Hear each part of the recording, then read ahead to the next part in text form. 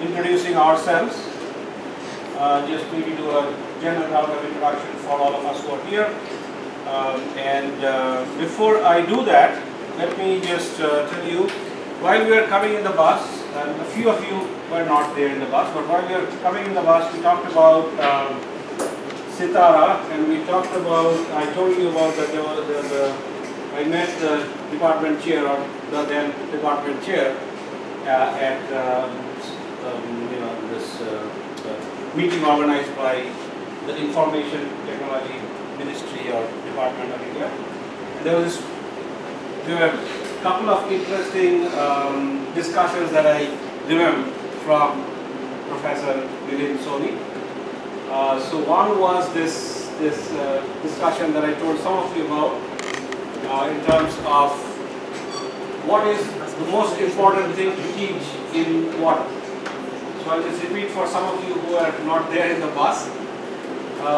In that meeting, we are having dinner or something like that, and we couldn't agree on too many things till somebody said, okay, there was a discussion on coursework, and then somebody said, okay, what is the fundamental course of one of the major courses that everybody in water needs to learn? And somebody said fluid mechanics, and everybody started nodding their heads, and finally we thought, yes, we have an agreement. Till Professor Milind Soni stepped in and said no. Then everybody looked at him. So he got all our attention. No, not fluid mechanics in water. And I think he made this comment, and please correct me, I mean, if I'm quoting you wrong, is in India, especially in rural India, most of the water doesn't flow in pipes, it flows on women's heads in buckets. Wow. That's not possible. Okay. So interesting. And then later I was talking to him, I mean, this is such a, one of those comments that shakes you up a little bit. So later I was talking to him, and he was giving this example also, and in his talk later he also showed, he was saying that look, if the world is grey, but every dot is white, then some dots need to be black to be able to make the whole thing grey. So interesting perspectives. We'll listen to him, and we have Professor Shah. And it's a pleasure meeting him also for the first time, so we'll have introductions here. Before we go to the introductions, by the way, thanks very much, Asha, for hosting us and for all your help. Before I go there, let me just, I had sent this website around a little bit, but just let me talk briefly about who we are. So we are Northeastern University in Boston. It's probably one of the few, maybe the only US university at this time, which is hiring faculty like crazy in a situation where everybody is nervous. So we are doing very well, we have a good trust, we have good leadership. One of the major trusts are in sustainability. So a lot of work going on there, so we're very excited to, we knew that we had to make this connection with CTARA. So the way this is organized is this Northeastern has a specific type of study abroad program, which is called Dialogue of Civilizations. And the Northeastern faculty has to lead this program and teach two courses. One of which has to be what they call a content course, and this can be across departments, so they cannot say that it has to be this course. It can be but it has to be a content course, and one of which could be a culture course, could also be a content course. However, this is organized, there has to be a strong cultural immersion component. So this is the background, and then this course that we have is on climate change science and policy in India. My own background is civil engineering and then water resources, and from water I have gotten significantly into climate, especially streams of climate using data-driven sciences. So I know you are from computer science, and I work with several of your colleagues in computer science, especially data mining. To understand, these days we have very large climate data and to extract information about extremes, so that sort of thing. That's my background. This course though is more focused from the climate change, science, adaptation, policy in the front end. So the two sets of courses that we have One is climate hazards and resilient cities abroad. This is a little bit broader than, this is a shortened title. It includes resilient cities and coastlines, etc. And the abroad, by the way, that's just something that we have to put if it's a dialogue kind of course. So it's climate hazards and resilient cities or coastlines. The other one is climate adaptation and policy. The first one starts with climate science, then gets into engineering resilience, gets into issues like flood, droughts, water, and that sort of stuff. And adaptation and policy talks about what we can do about it and how to inform policymakers. So both of those kind of things. Engineering, of course, is there in both areas. This website was created when a little bit before. I have been working at IIT Bombay with Professor Shubhimal Ghosh in civil environmental engineering. We have been actually working fairly closely for a number of years now. He has been embedded. He gave a talk. His students gave talks with us. Then we'll have a professor from Burdwan University who got his PhD from Jawaharlal Nehru University in economics. He will be embedded with us. Then we'll have connections with Indian Institute of Management, Bangalore, and then also at IISc, Indian Institute of Science, Professor T.P. Mujumdar will join us. Sahana, she is a PhD student of Shubhimal. She will be embedded with us when we are in Kerala, and she works in hydrology and hydroclimate, Indian monsoons, onset of Indian monsoons. So we are very excited. We'll visit the lab or the facility of Dr. Sheshagiri Rao. Dr. Sheshagiri Rao was a faculty at IISc, Indian Institute of Science, Bangalore. And then at some point he said, well, enough of teaching, I still want to do that, but I also want to do something. So he opened up, in addition to his faculty position, he opened up, so he set up a farm, agricultural farm somewhere in the outskirts of Bangalore, where he actually practices some innovative agricultural techniques. So we'll visit that farm. That's how this is organized. Let me now quickly talk about the student's background and interest, which is what I think you're discussing. This is the student's background, roughly speaking. Some things may have changed. So we had some students who are undeclared, who may not be undeclared now, etc. But this is how it is. So we have engineering, definitely more than 50%, and out of them, a lot of them civil engineers. But we have also physical and biological sciences, pharmacy, social sciences and policy, and a wide variety from social sciences and policy. Okay? So that's the mix of student background, and then we ask the students which topics are they interested in. So this included a science component, broadly science, engineering, all of that. Here we are lumping into science, and then we had a cultural immersion component. So we asked them which topics are they interested in. We sort of divided that into climate change science, engineering adaptation, this critical infrastructure security should read water, food, healthcare sectors, and then we had international policy negotiations, US-India collaborations. As you will see, a very relatively uniform mix. There is a little bit dominance of engineering adaptation just because there are more engineers, but fairly broad mix. Here we ask them about historical and prehistoric India, new entrepreneurial India, non-elite India, developmental economy, research, education, and climate and energy policies, again equally distributed. These two slightly higher, which is policy and non-elite India and developmental economy, but basically uniformly distributed. So that's the mix. And so far, let us give you where we have been so far and where we plan to go. We first arrived in Colaba, and can you guys tell us where we were, starting from the first one? Someone? The first place we visited is, well, a lot of places. We played cricket on the streets. We went to Mani Bhavan. We went to the Hare Krishna temple, where we saw a real wedding. Huh? That's in June. That's it. So we went to Dharavi. We went to where is that place? Elephant the Caves. Huh? Matunga, yes. Yes, Matunga temples. That's right. The South Indian temple. Yes. Huh? Train ride. Oh yes, they also took a train ride when we were coming in on the Bombay trains. And Second class. Yes. Non-elite class. Non-elite class.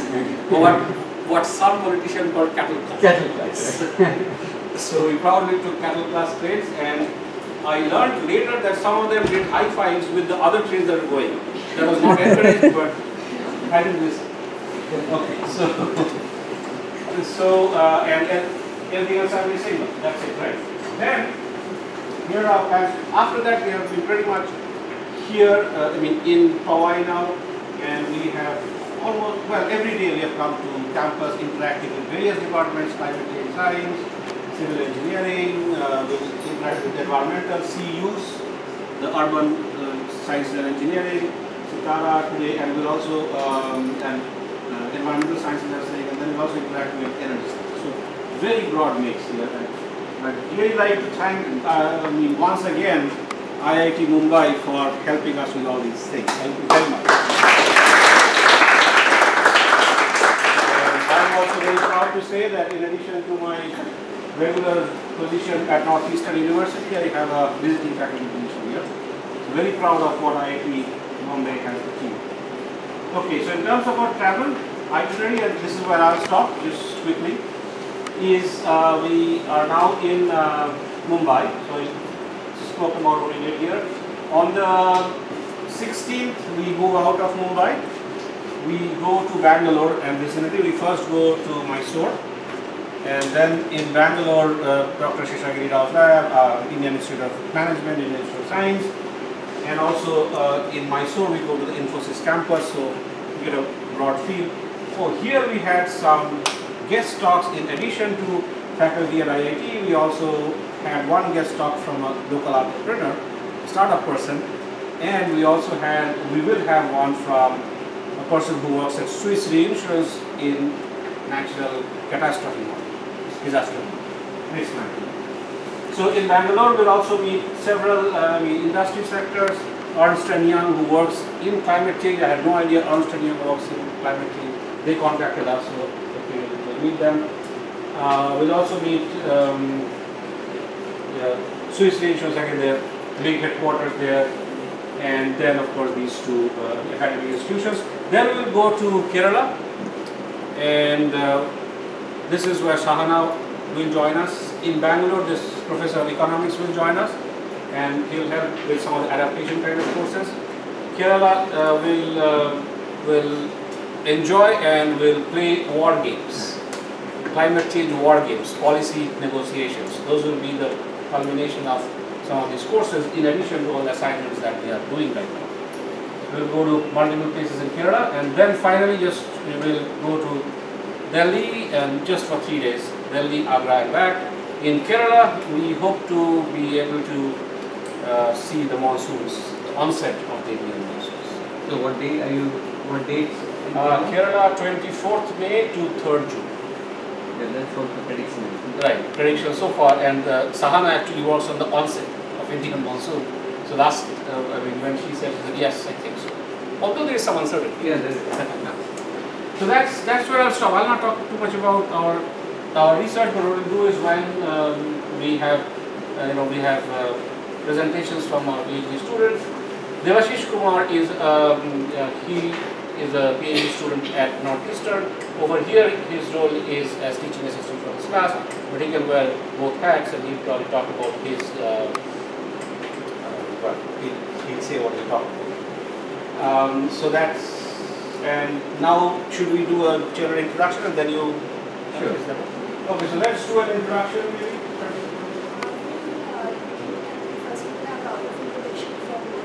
Okay, sure. Oh, okay, makes sense. Thank you, Asha. So, Northeastern. So my name is Jana Ayakara, and I run the University Scholars Program. And also been collaborating with our Rupin and Ashish to bring our students here. And my research area actually focuses on how land use policies in the 19th century shaped novels. So I have a slightly different, oblique approach to these materials, but I'm really interested in the work that we're doing. I think so. The University Scholars Program is Northeastern's elite program. The purpose is to attract these smart kids who would otherwise go to, I don't know where Harvard, Yale, Stanford, Stanford, MIT, whatever, and to attract them to Northeastern and make it attractive for them. So this has not been there for too long. It's a 2-year. It's a 2-year program. Yeah. No, it's right, and it's been there only for 2 years. Yeah, it's right, only 2 years. So it's just started. So most of the students here are from the University Scholars Program, and we are thankful to Jonna for adopting this course as the University Scholars Program course. And then there are civil engineers who are upperclassmen. Some are 3rd, 4th years here. Some are 5th year. We have a 5th year because some of them do internships in between, and they are not in the University Scholars Program because that program did not exist. So these are very smart people here. They are very interested in what we are doing. What is the, just give a quick sense before we again go through the introduction of, so far what you saw, what is the one thing that struck you the most? Quickly. Which one visit? Yeah. I think most of us were struck by how industrious. So that's what I was hearing, so that's, I just heard, so that's the one thing that struck everybody the most. Okay, now let's go to the introduction. Hi, my name is Mariana, and I'm a second year industrial engineer. And tell a little bit about what you're interested in. So, and speak a little bit louder, please. Mariana, second year industrial engineering, that we heard, and then a little bit about, just half a sentence about your interest in these areas. I'm interested just in everything in general, I guess. Okay. I don't have one main. I can hear. Speak a bit louder. Let's speak louder here. My name is Mary, and I'm a second year mechanical engineer, and I'm interested in the climate modeling. My name is Annie, and I'm a third year neuroscience major, and I'm interested in renewable energies and the cultural response to. My name is Margaret, and I'm a third year environmental science student, and I'm especially interested in water pollution. My name is Casey. I'm a 4th year civil engineer, and I'm interested in climate change and energy sustainability. My name is Bill Wilson. I'm a 4th year anthropology major. I'm interested in climate change, inequality, and distribution of resources. My name is Lindsay. I'm studying international affairs and economics, and I'm a second year, and I'm interested in climate change and development. My name is Liana. I'm a second year biochemistry major, and I'm just interested in climate science in general. I'm Eric. I'm a second year business major, and I'm interested in climate science and economic development. I'm Karen. I'm a third year studying international affairs and political science, and I'm interested in international policy and conflict resolution in relation to climate change and governance. Hi, I'm Shahad. I'm a second year civil engineering major, and I'm interested in sustainability and sustainable practices, as well as seeing different cities. You speak louder. Hi, I'm Corinne. I'm a second year civil engineer, and I'm interested in resilient cities. Matthew, 4th year civil engineering, and I'm also interested in resilient cities and the engineering applications. I'm Navkara. I'm a business and political science student, and I'm interested in the socioeconomic impacts of climate change. I'm Clarissa. I'm a second year chemistry student, and I'm interested in sustainable energy practices. I'm Tavish. I'm a second year mechanical engineering student, and I'm interested in how climate change affects cities. I'm Rachel. I'm a second year industrial engineering student, and I'm interested in the effects on public health of climate change. I'm Allison. I'm a second year political science student, and I'm interested in the effects of climate change on public policy. I'm Anastasia. I'm a second year business student, and I came here to see why such a densely populated country does not use all its resources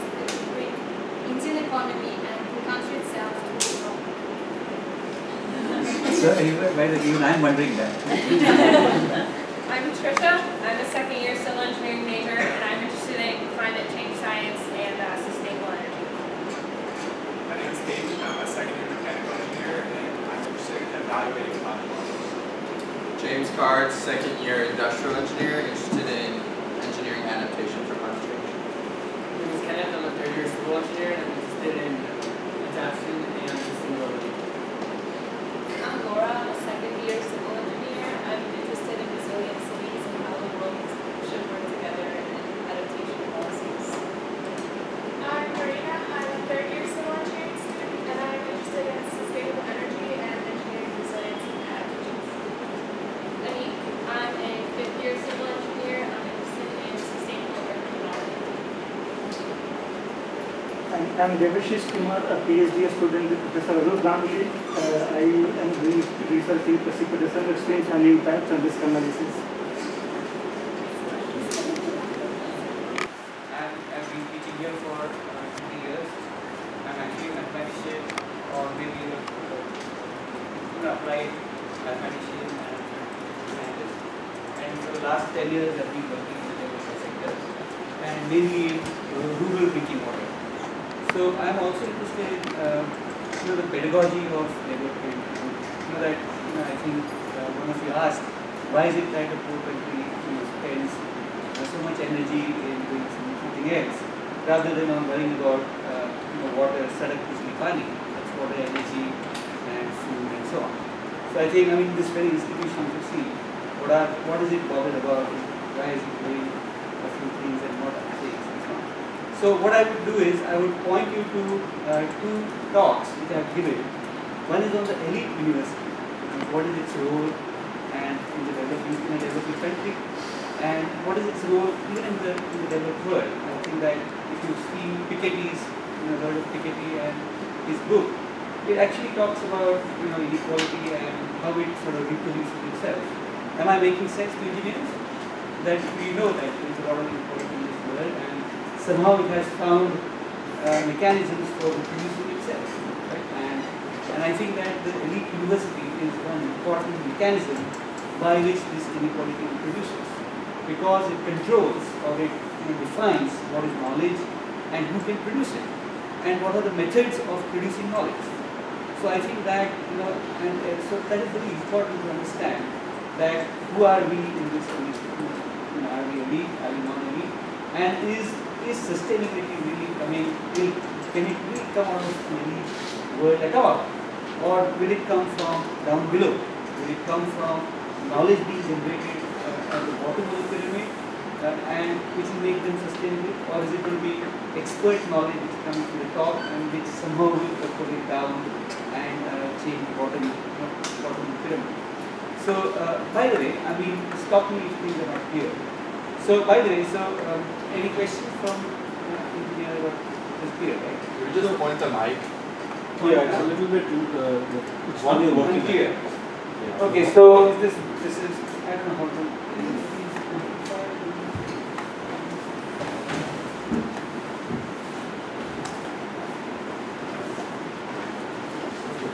I look pretty weird, with my button. So be it.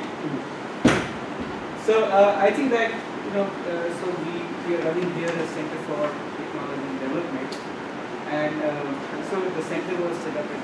So I think that as a center for development, which looks at the bottom 80%, so we have to grapple, and sitting in an elite institution in India, we have to grapple with this business all the time. We have to defend ourselves that there is a lot of knowledge which has to be generated at the bottom end, and that the science and its definition is going to be different. So anyway, can it be audible or not really?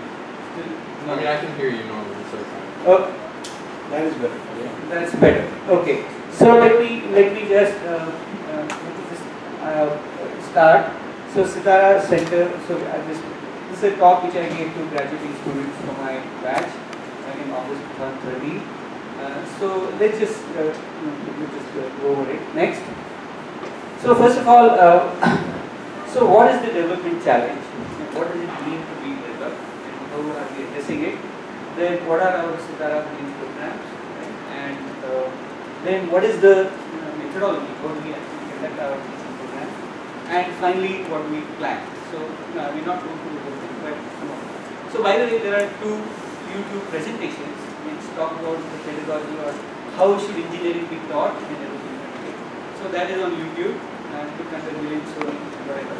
And the second one is a longer talk, about 1.5 hour, 80-minute talk on the elite university and how does it really work, and and what are, especially for in the Indian scenario. So both these talks from YouTube, you can have a look at them. Next. So the development challenge, of course, for India is superficially poor development. This is the amount of water available per capita, infant mortality, and so on.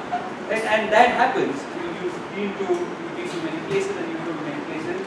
That happens in spite of extensive governance. So it's not that we are in Africa. There are very few people, very few statesmen.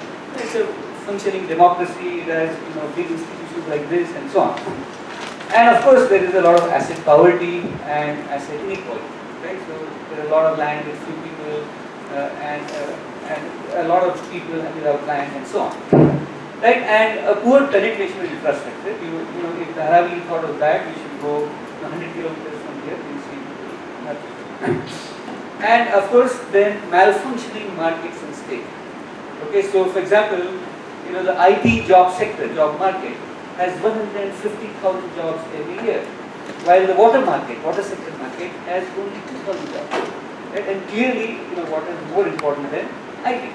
Right? So, but the market has some wages for in the IT sector far outweigh the wages in the water sector, and so we've not discovered how to make money in water. So that's one.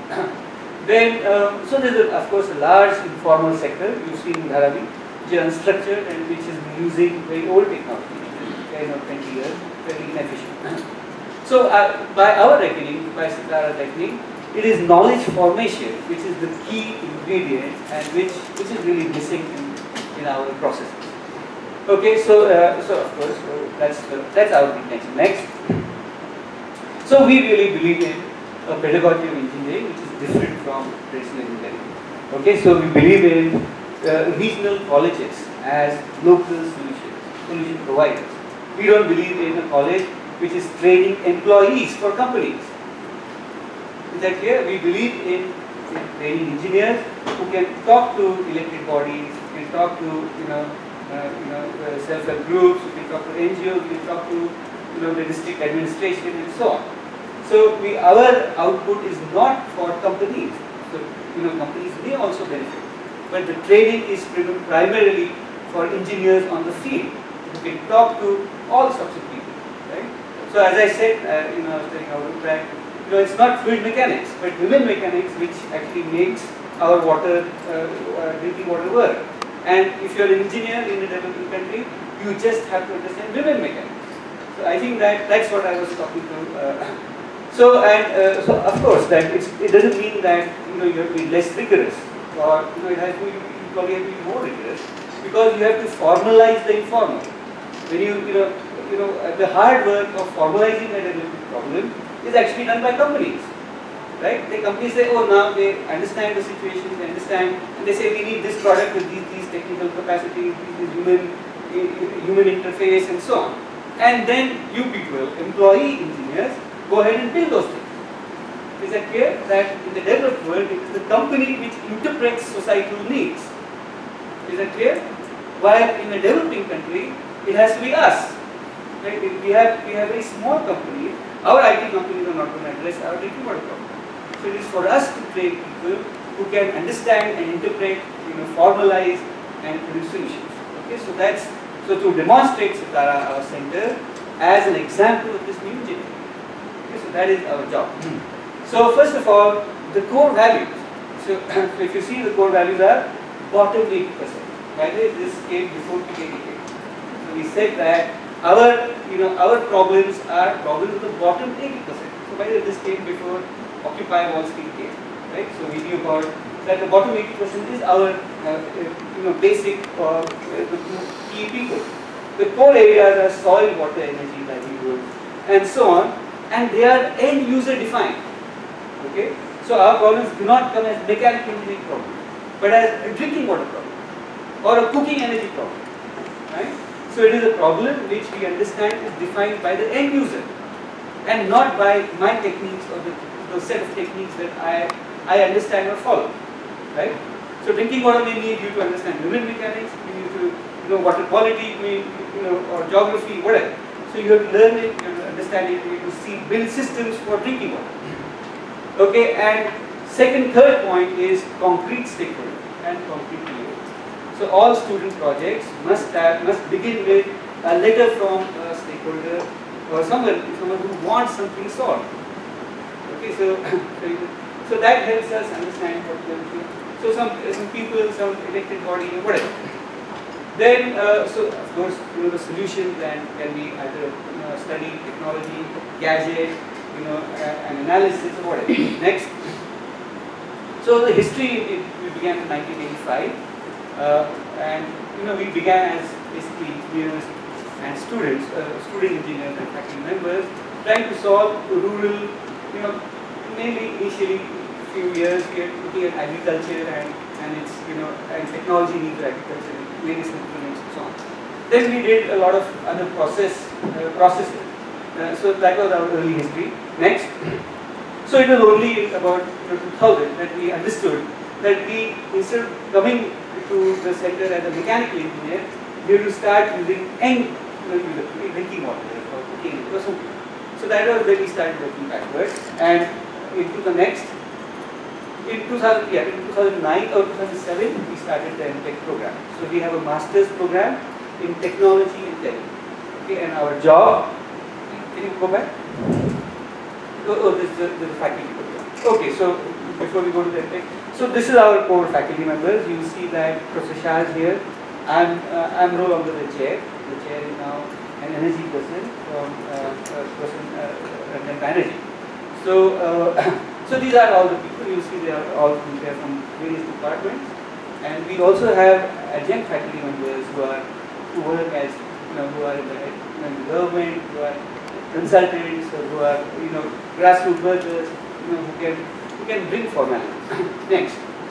So this is our MTech program. It's a 2-year program, and basic. So I mean basically the structure of society for scientists and engineers. So how is society arranged? What are the components? What is civil society and so on. So all of those things. And then, by the way, I mean right now one key point in our program is that all students must stay 10 weeks in a rural home. Okay. So right now all our students are out there, staying inside houses with with family and so on. So I just 3 students are. I just got a call. This was their first permanent. I mean, they need to find a house, they need to settle down and so on. So they just filled up 300 liters at the stand post. So 3 students fill up 300 liters. There is a lot of 300 kilos of water. You fill up in jerry can, you store it. So I think that that women mechanics at work, to start. So the 10 week stay is from May 9th or 10th roughly now till about July 10th. Okay, so it's about 9 to 10 weeks of rural homestay. And it has a structure. You understand the village, there are various sectors, there is energy sector, then water sector and so on, you analyze all of them. And then there is also a small part, a small research part which will help the village. So there is a training part where you assess the village and its mechanics and its resources. And there is a small research part where you actually design something. Okay, it may not be a gadget, it can be just a policy or a way of working, whatever. So these are, so most of our graduates are working in the development sector, so as engineers or as sort of coordinators and so on. Next. So yeah. I have one quick question here. You mentioned about what they design, maybe gadgets, may not be gadgets. So in your view, from what innovations are needed in the rural sector, are they gadgets, products, processes? Yeah, so I should, so a lot of you are interested in climate change, by the way, and I think that 2014 is going to be a drought year. Right? I mean, they will tell you that the El Nino is, right now in a band, where drought is almost certain, about 70% chance of drought. So if the El Nino strengthens further, then it seems that the chances drop. If the El Nino weakens, here then the chances drop. So but right now the El Nino factor is in the middle range, where the chance of drought is 70%. And a drought for us is, I think, drinking water stress is enormous. So I think, the question was that are gadgets the solution? The answer is no. That's not the only solution. Or that's, a gadget is always embedded in practices, right? So, you need to develop practices which will demand gadgets or technologies in which that gadget is put.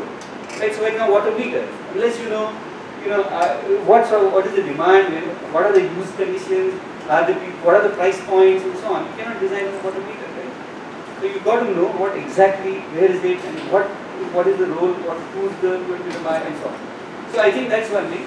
And the second thing is that for a drought, preparing for a drinking water situation is actually a knowledge product, more like a consultancy product, right? So it's a process. You got to understand, what are the basic reservoirs in the area, small reservoirs. You see, not Hoover Dam, not that size, but there are small reservoirs which I don't think US has that many. It is much bigger. So where we have, 1 square kilometer, 2 square kilometer reservoirs which actually help, you monitor levels, map them out, find elevation, find existing systems, work, and so on. So you will see on our webpage a lot of such studies, you will find them. Next. So by the way, for undergraduates in 2010, we started immersion project, development project, which they can do as a regular course. Right? So right now, 30 students are doing it, and it's basically they become a small problem, which must be in the field. So you must start with the field and then come back to design solutions and so on. So all of these web pages are there. You should see that. So let me just show you some sample work. So next, yeah. So on the left is basically a GIS map of a county. It's called Tehsil or Taluka, and the electricity losses.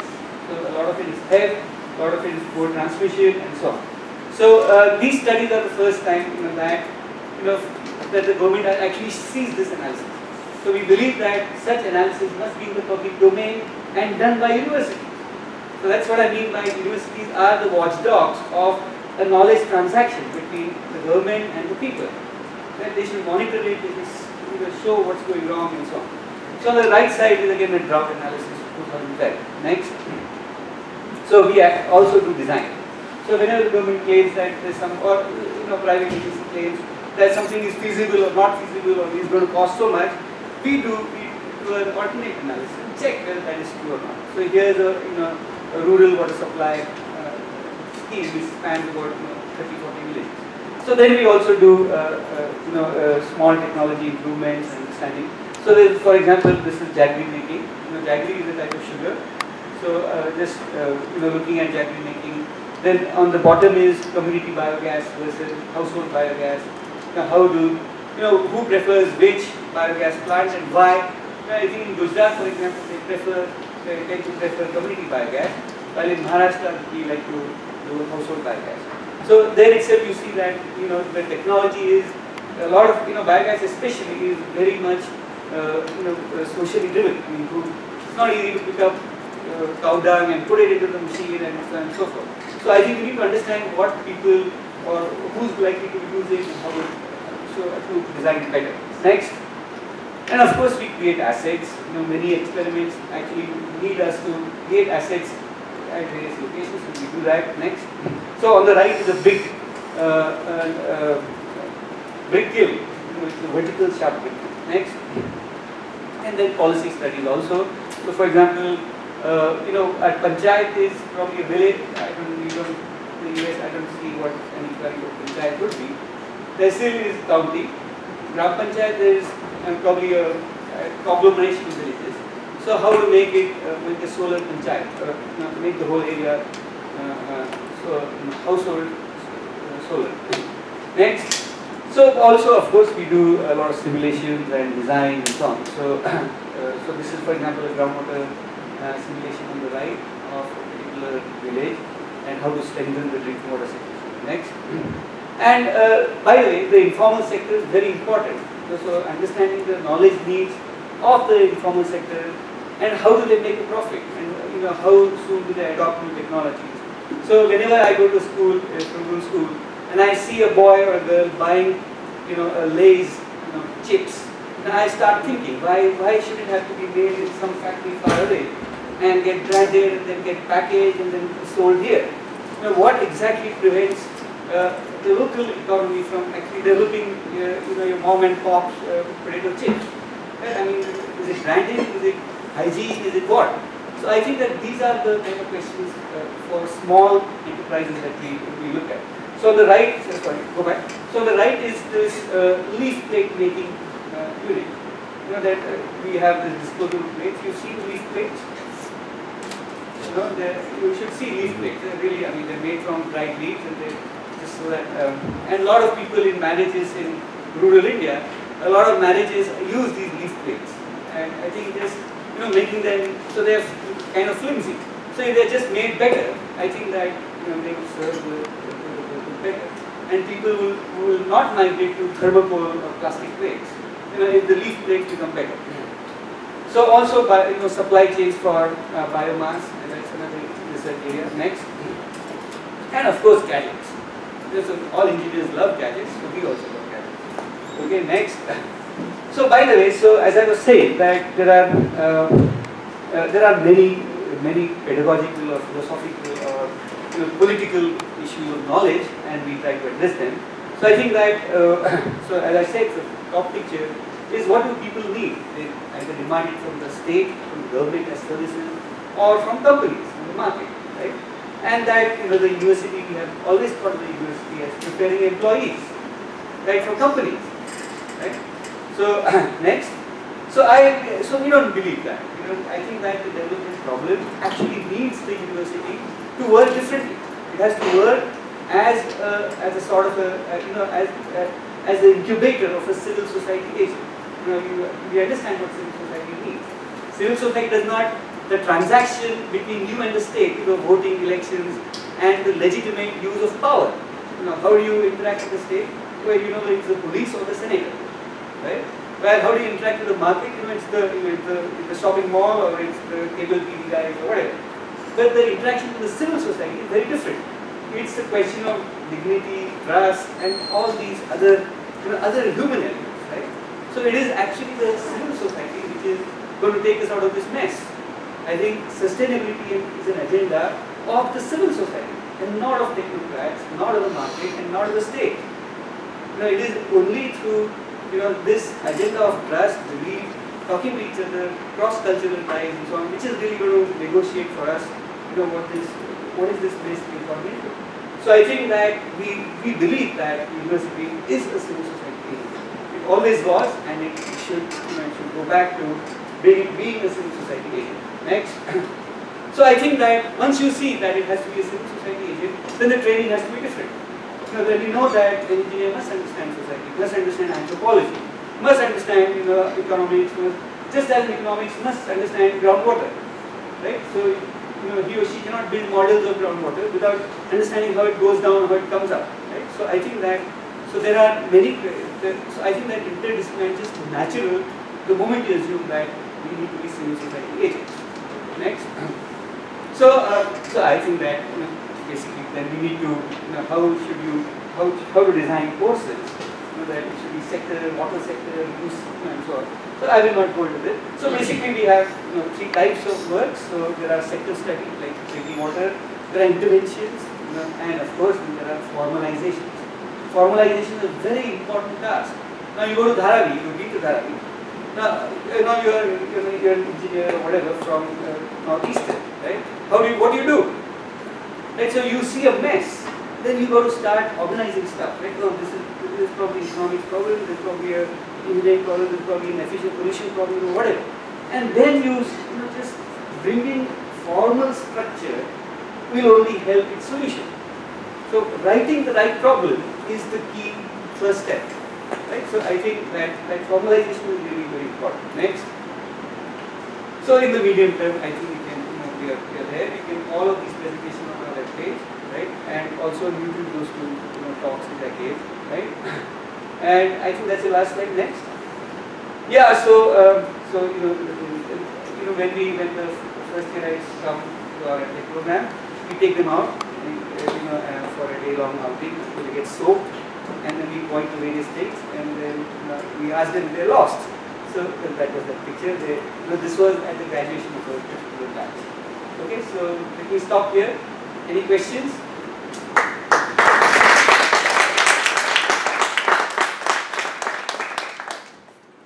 Any questions? Yeah. You said you were hoping to create a, like, you mentioned computing pedagogy and Yeah. you're implementing these things at IIT. Are you Yeah. guys looking to implement them at regional schools or? Yes. Yes. Have you yet or? No, it is on the, so first of all, you see that doing something like this, defining engineering like this, it has to pass through the academic bodies, right, and get approved by your senates and so on, right, academic senates.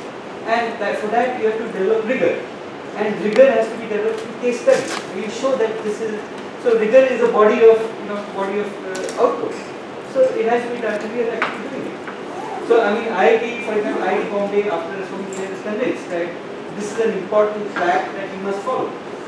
Okay, so then that we have to, you see, local other colleges follow IIT Bombay because we are the elite.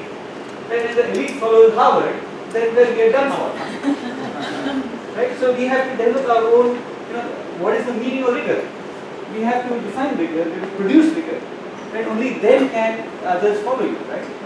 So these are the new pathways that we make for knowledge production. So we are now in the process of transplanting it to the next run of colleges. There are about 12 or 15 colleges in Maharashtra, in the state of Maharashtra. Yeah. Aside from the structure of universities, what do you see as the biggest impediment to this kind of new innovative way of creating rural solutions? Yeah, so actually, you see that the employee model is firmly in place. Except that it ignores the, the informal sector, which is actually employing 60-70% of our people. Right. So for us, the transition, aspirations are that I am going to join the formal economy. Don't tell me, you go back to your village and start talking about drinking water. I want to be in a place where drinking water is not a problem. So, but they don't understand that 90% of you are going to be left with where you are. So if you know game theory, it's like, you understand that there's an aspirational dysfunction which actually prevents, is a tragedy of the commons sort of answer. That's number one. So it's the aspirational that, don't teach me English. Don't teach me how to manage my water. Because I'm not going to be in this village after 5 years. So the first thing, I'm not going to die here. I want to get out. So teach me English. Right now, managing a city or a village in climate change is going to be very hard because no one's there for the long term. Right? So that's number one. By the way, I think that even the developed society is going to face this sooner or later. So I don't think that it is particularly strong here, but I think it's going to come there too. So I'm pointing out some of those things. Right? So that's number one.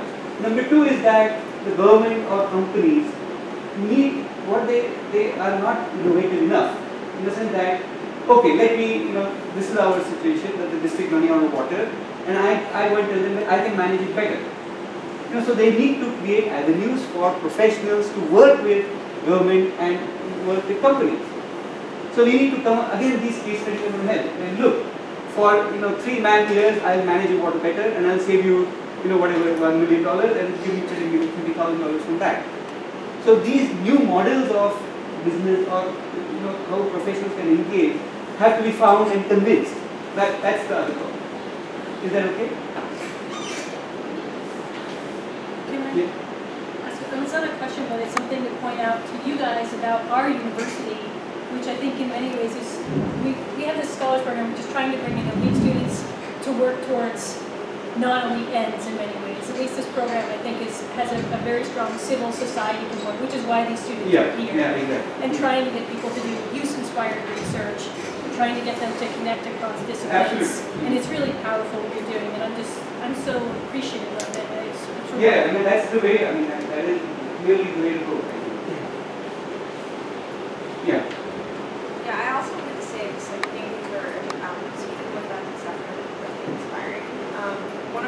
that I was wondering is, as an international affairs major, I hear a lot about microfinance. That's kind of a buzzword, and definitely there are a lot of different opinions on it. And I was wondering what you thought about removing that. No, so I think that capital is a problem.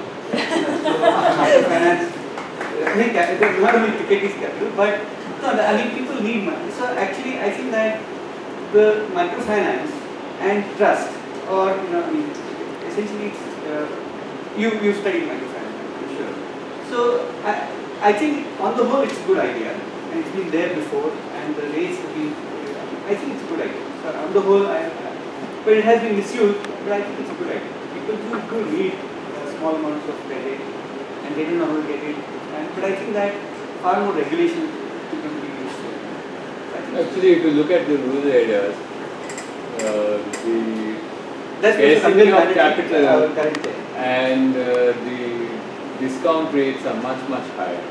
So what happens is when you look at borrowing short amounts of money for short times and the interest rates that are so innovative ways, many people, like we have Selco as a model, Harish Hande came to talk to us, and the way is that what he says is giving 300 rupees a month is maybe difficult for a person, but giving 10 rupees a day is not so difficult. So if you have a way in which, and so he has actually financing for some people who get seasonal, you have something where you have seasonal crops. So the financing is arranged in he has different financing models based on the way in which the cash inflows come in. So innovations can be at various aspects of the thing, and identifying what are the barriers and looking at, when you make an intervention, looking at this in terms of increasing the earning potential is key. Otherwise, it cannot happen in a sort of grant. It has to be in a mode where microfinance is very important. Now, whether you channelize it and have structured models of microfinance and do that, or you try and see in each region, what are the needs of the people and what are the barriers. So I like that there are a lot of cooperative banks. So I'm not sure there's a version of that.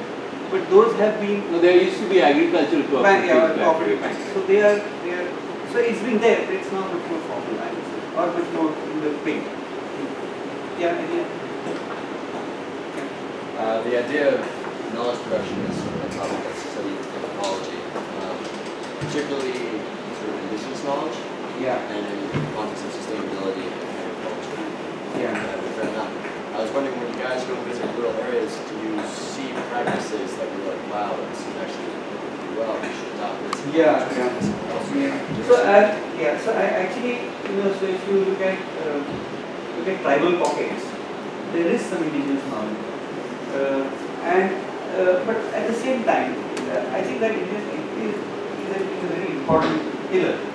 But I don't think that it's going to be adequate anymore. In the sense that mobile is certainly not an indigenous device, but people adopt it far more readily. So I think, and the days of indigenous knowledge production and its rewards, and basically through the cultural production, knowledge production, those days will come again, but not in the next 10 years. So I think eventually we go back to cultural knowledge production, but it's going to take some time. But there are examples. For instance, if you look at building construction, you look at some of the older ways in which buildings are designed. There are a lot of solar passive concepts and daylighting concepts which were there in traditional architecture, and it's all gone full cycle.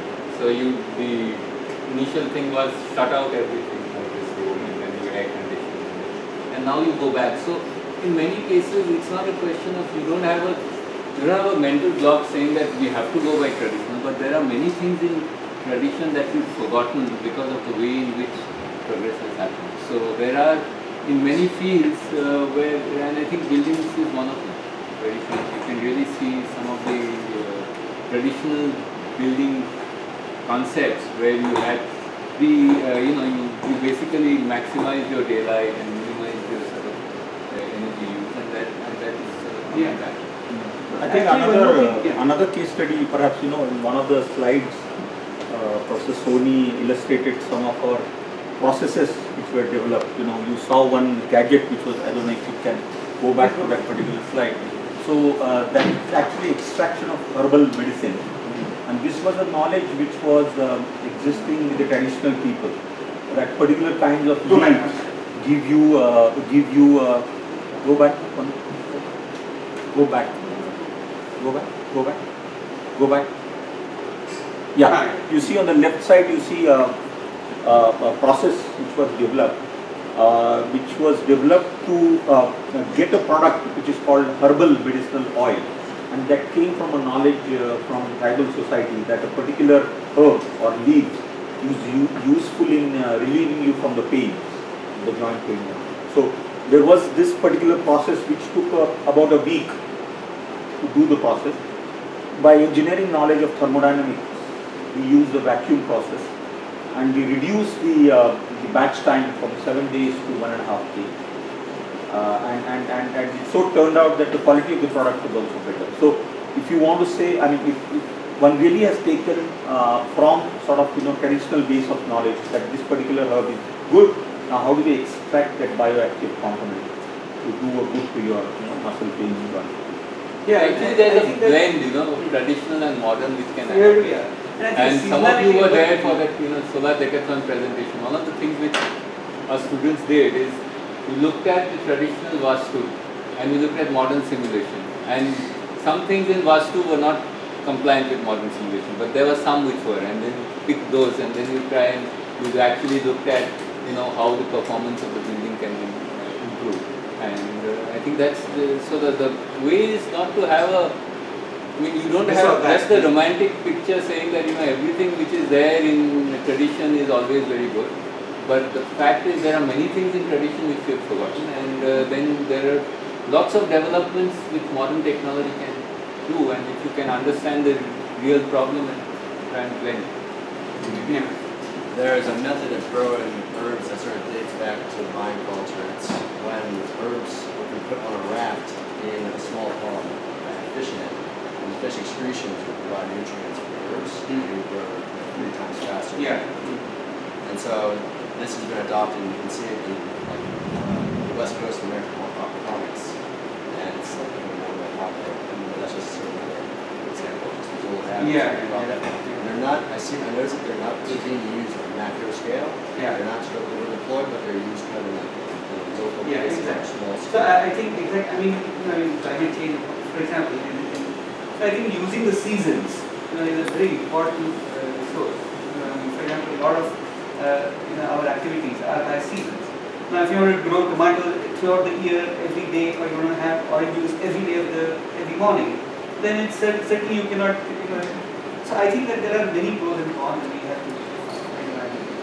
Yeah. So we've heard a lot about the difficulty of forming a business, especially for big business here. It takes about 2 months to form a business. And so I don't know if that's true or not, but so that's not true. It's probably 6 months. Okay, so you're being optimistic. So if you're seeking to formalize like mom and pop shops and get the informal sector to form, do you see that being a problem for trying to do that? No. So I think that formalizing in the government way, not what I'm saying. I'm really formalizing the problems of production. Okay. So I'm trying to formalize the problems or the way that they are doing things. Okay, so just for example, for blacksmith, what exactly are the processes that we do, and trying to understand the economics of it and the anthropology, the way that they are evolved and so on. So only then, once that formalization happens, then the bureaucratic formalization becomes easy. Yeah. Okay. I think it's genius what you're doing in changing the education to be civil service agents rather than fitting everyone into the structure model of working for a corporation.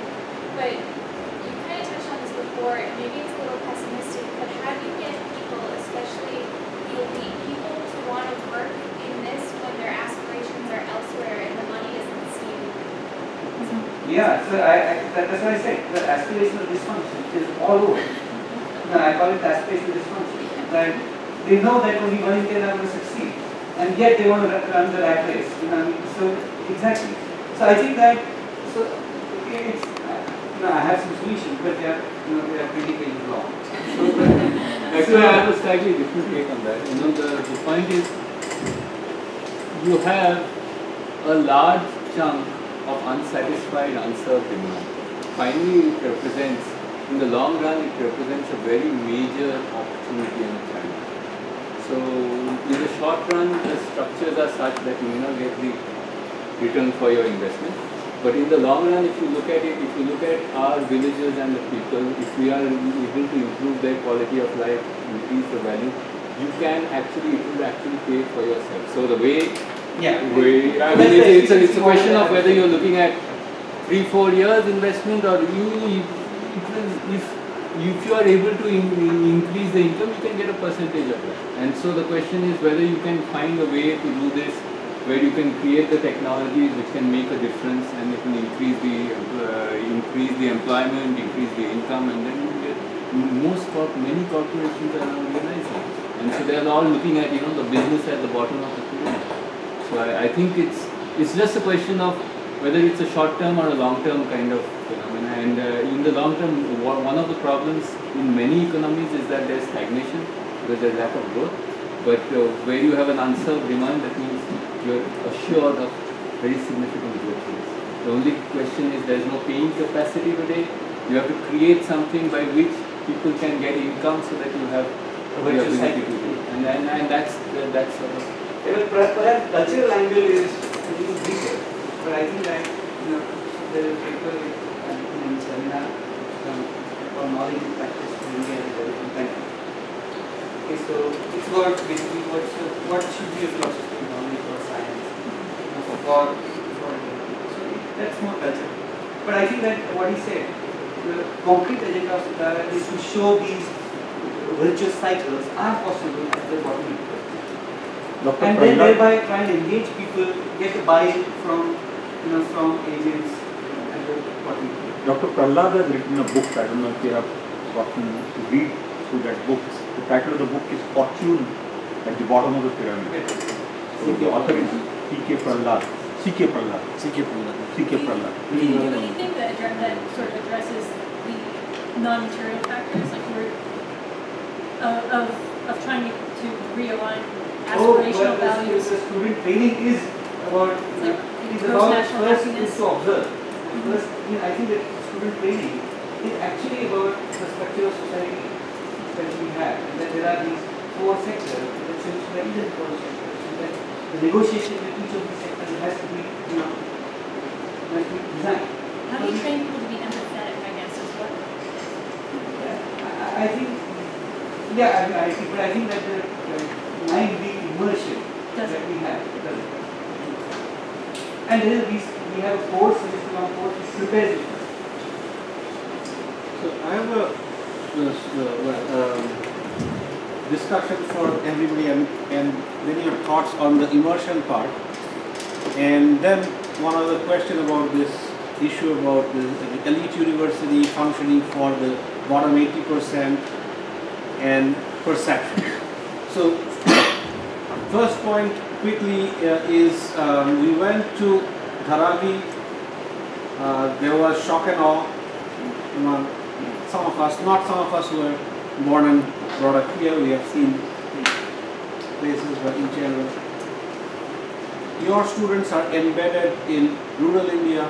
Yeah. So because that's easier. Can you give us a short? Can you give all of us a short? Idea of Dharavi versus immersion in Dharavi and staying in Rodas Hotel versus going to, and I know that things need to happen instantly. So it's not a judgment by there's no, I think that, but that and immersion in rural India, just trying to understand the magnitude of the difference. So I think that is part of the how to empathize. So I think that so that immersion is quite important, and we also face a similar problem. A lot of our students come from many different parts of the country and different economic strata. So it's difficult for them to start this business. But the first thing is that our selection is very rigorous. Okay, so Professor will tell you that for 3 days we have an entrance exam, then we have a test, then we have by 2 panels and so on, and then we selected 25-30 students. So I think for us it's their appreciation of, but it's not emotional. It's not emotional that quality that we are necessarily looking for. Of course, we think with the heart, but we also need to think with the head. So I think both skills are important. And other thing that we select practically anybody. I mean, so we don't really go by marks or whatever. It's some other skills that we look at. And the other thing is that if you are immersed, then you appreciate how other people are responding to the situation, and then you appreciate how difficult. For example, if you are in Dhara and you are to respond, then you will obviously copy someone and say, oh, this is how you set up a shop and you look at it. So you appreciate the difficulties better, and that creates empathy. And you also have the dependence on, that we are really social. There's no utility company where you just call up and ask for water or cable or whatever. Then immediately the empathy is there. I think it's a difficult question, but it's a 10-year tradition. Your question was different. Can I between So one of the prominent difference between this community at Dharavi and the communities in the rural area is the livelihood activity. In the villages, still the prominent activity that the community, the major source of livelihood is agriculture. Whereas here, you would have seen that they are into small scale activities like making clay pots, or they would be making some leather objects, something like that. And of course, another second prominent difference you would see that the rural is privileged for a good air and the environment that they have. And the third thing, perhaps one could say that the communities who are in Dharavi, they see the whatever so-called, I think lady here was asking that question, aspirational thing, which is just in the proximity. Right. So these are perhaps some prominent. So the rural situation is simpler. In general, it is simpler, and it's a good pedagogical device because they are simple. The systems are simple.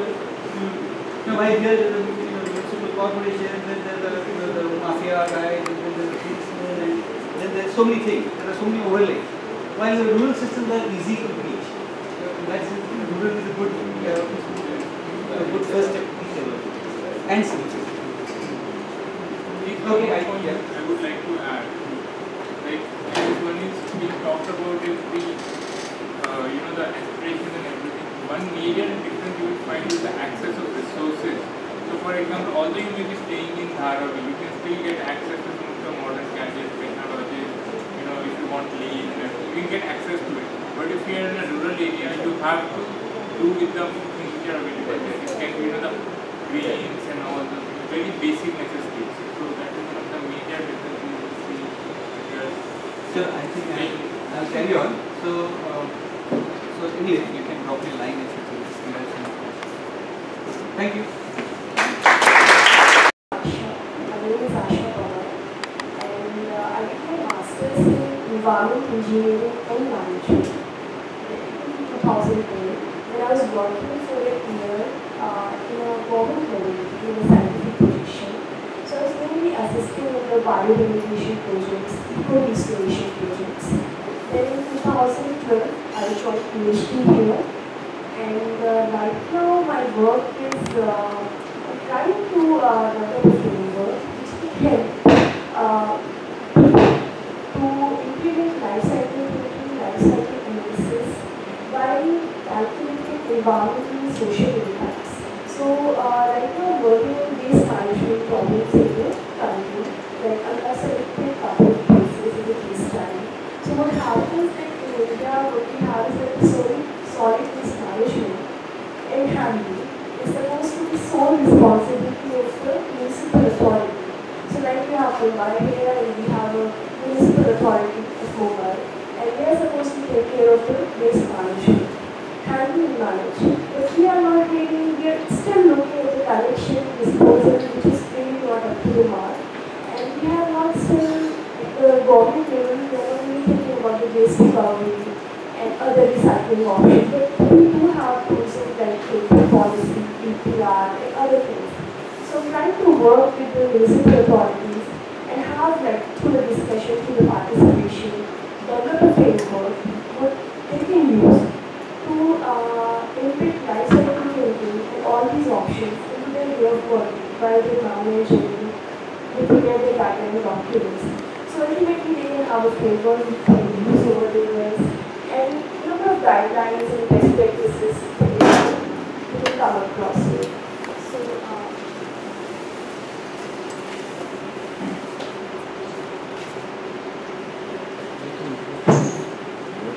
My name What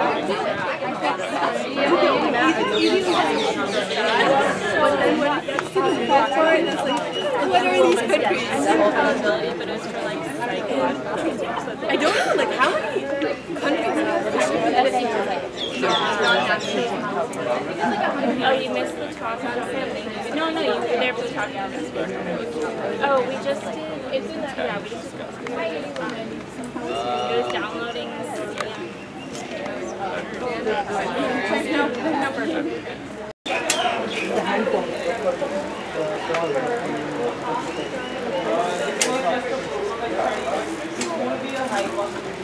So what happens in rural areas is that you need to pump water from what will be underneath. And then you have to go on an elevation, so water will be flowing underneath your home. Meaning groundwater? They're using water from a river or let's say a pond. So they'll be using pumps and those pumps will be hand built. So I think I'm not sure about the statistic, but if you use your legs, I think it's about 2.5 times more. Can we try? Sure. So this is primarily improvisation. So instead of using a hand pump, you primarily use it. You drive the pump using your legs. So you know flywheel, right? I mean, more mechanical engineers, you would have conversion with flywheels. The flywheels store energy and they release it. So you've got a flywheel and this primarily improvisation, and you use chain system to primarily drive the pump. Do you patent some of this technology? I'm not sure about that, but no, you don't patent at all. It's not patented? No, I don't think we will. For everybody. Oh, so and you can open source kind of model. You can see and you can make anybody like that. You don't patent. But even if you patent you can give it out for free. Yeah. That's up to you. But if you patent that prevents others from stealing it, but you don't care about that. No, but I'm not sure how it works. Complete spirit of academia. You can take this design and building it. You guys want to try this? No, I'm not sure. You should probably. I mean, you might break your leg something. If you guys want to try it, you are welcome to. You can ride it like a bike. So do they put like the bucket here? Is that like? You see here, there is the. It's for. The cistern. You have a cistern in place, and there is. Continue it to flow. To be able to be Continue flow. So, one is sucking and one is discharging. You can connect it this. How much does it cost? It costs very less. That's one of the advantages of this. This is for a community. This is not going to be manufactured and sold to people. So this will be owned by a community primarily. Community of 20, 30 people. 1 liter capacity. So primarily, one of the major motives is to make this, I mean, widespread, available more to people.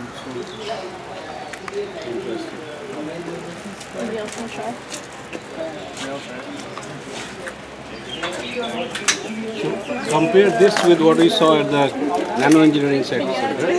Different technology, but this is probably more useful. Why that is not useful?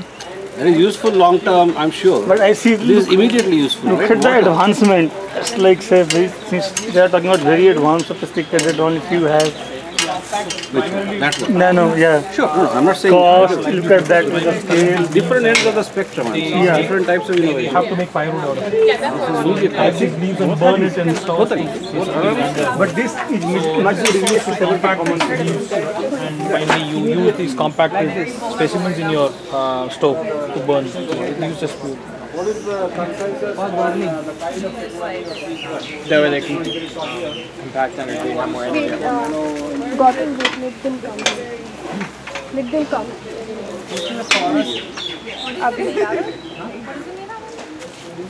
Yeah. This is briquette. It's like the leaves, dry leaves and cow. This would be, for example, this is what you're talking about. This will be inside. That sometimes get justified in elite university. Burning material. What is innovation? Where is the paper? Right? Where is the big thing? What is the new thing? It's not quite So that is the this is very useful.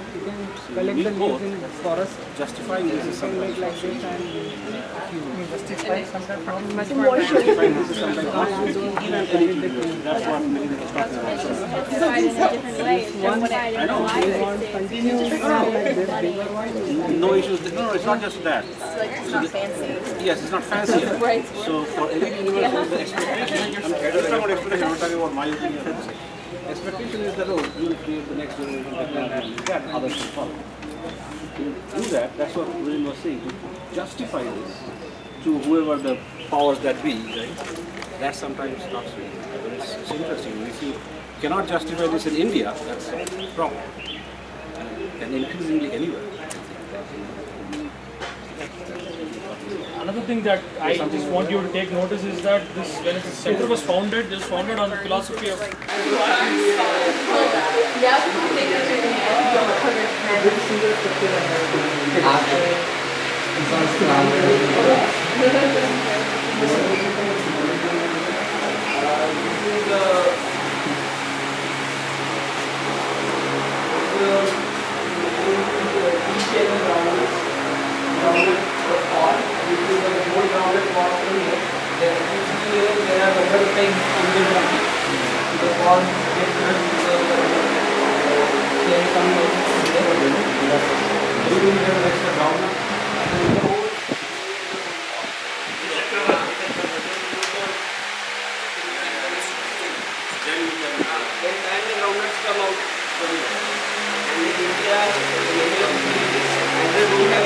supply or there is no connection at all. So hand run or pedal board machines are still available in the area. The next is behind you. That's a pedal powered potter's wheel.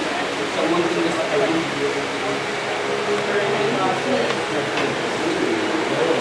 can put a log soil on it and work on it, and it also has some adjacent table to keep your fluids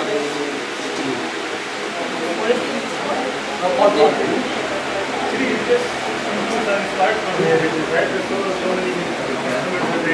And the next thing is, have you guys seen a sari? Yes. So the old saris are used for making other articles like quilts and all. But for some of them we need thin strips of cloth like this, maybe of this thickness. So this was a machine meant to cut sari. We feed sari through these two rollers, and these blades over here will cut it, and this can be also be a pedal powered operation. And then the cut strips will be wound on the spools put up on this bar. So we don't have to sit and cut through using scissors. This is the vertical shaft brick kiln which we saw in the presentation.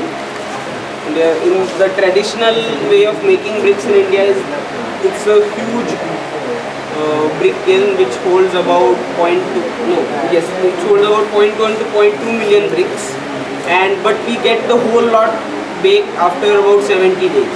This is a continuous operation. We feed raw bricks from the top. This red chamber we can burn any agricultural residue, charcoal, wood, anything, and the burnt bricks come down from the bottom. So the bricks spend about 12 hours in the kiln, and at every interval of 2 hours we get 1000 bricks. So this can be done with a smaller workforce, and this can be a covered building. So even if it's monsoon, it's raining outside, this unit can function. Then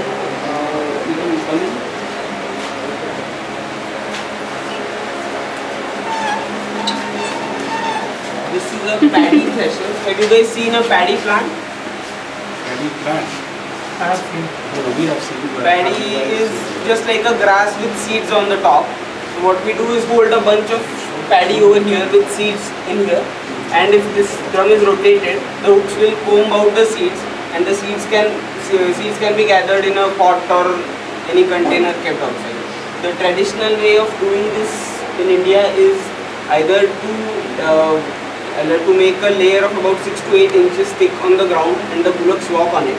But with that, the seeds get mixed with soil or even cow dung at times.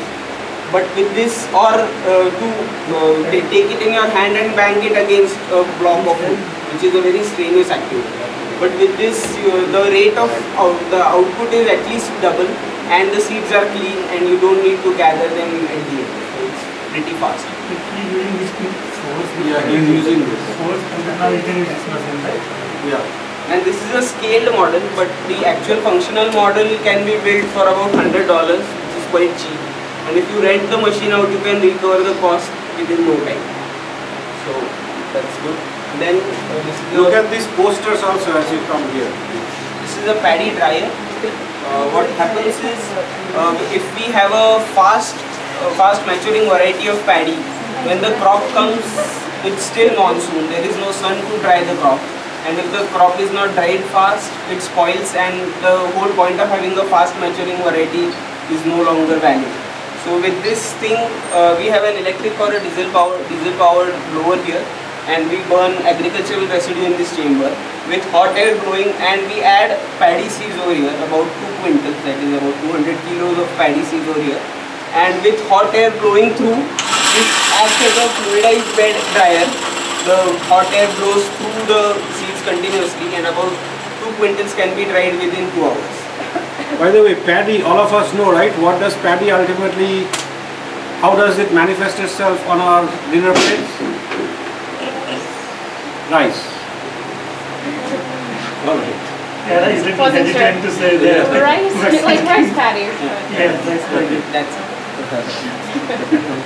I have to check. Look at this posters a little bit, very interesting stuff. And we have power for what generates the power? Just gears? Is it just hand pump or is No, this this is just a model. This is just a model. You can have an electric blower or a diesel power blower. And all of this can be every year from the mobile phones or the laptops that we use. So all these are, I mean, the pace at which you're consuming is not going to be sustainable. Let's say 50 or 100 years down the line, we're going to have enormous consequences in terms of degradation of ecosystems, and also in terms of famines, and in terms of general degradation in our life, in our standard of living. So, I mean, there are some cues that this particular center took from those thinkers who thought that building things at very large levels was not going to be useful. It's a huge dams that we build. So, I mean, so you see those sort of things here. So when people live in a small rural setting, you aid them with certain things with your technology. I mean, so most of the consumption is it's very useful consumption. It's not conspicuous consumption. Let's say somebody living in a rural village would not need an iPhone. I mean, he might not need iPhone. So those are some things that people looked at. So most of the prototypes that we see here are primarily directly aiding people's lives, making their lives a little easier.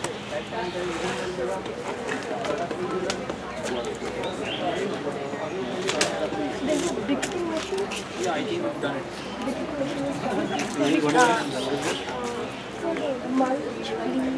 Oh. And picket, here's the machine. Something like this, in the household. So, we have one this machine, and there's a different machine. It depends on the size of the picket you want to make. So then we can use it as a fuel.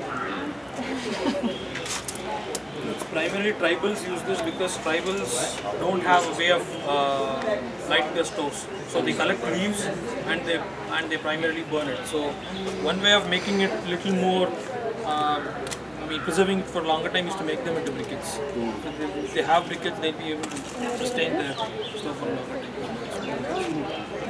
Team 2 can go inside and clean right or